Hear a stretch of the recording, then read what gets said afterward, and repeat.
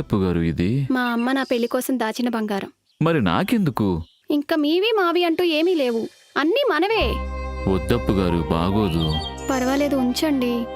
ఎలాగో రేపొద్దున నాకు పెళ్ళైన తర్వాత వాటితో నాకు పనే లేదు. అలా కాదప్పు గారు, తీసుకోండి. ఇదిగో, వద్దంటే నా మీద ఒట్టే.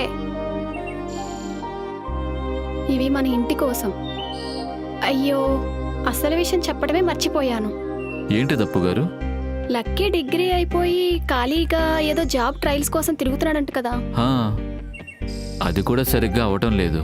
మా నాన్నకి తెలిసిన కంపెనీలో జాబ్ ఉందంట. Monthly 30K salary. మరి వాడేమంటాడో? చెప్పే విధంగా చెప్తే వింటాడండి. ఓకే అప్పు గారు, చెప్పి చూస్తాను. చెప్పడం కాదు, మీ వదిన చెప్పిందని గట్టిగా చెప్పండి. ఇప్పుడెందుకా నవ్వు? అంటే అప్పుడే కోడలి బాధ్యతలు తీసుకుంటున్నారని.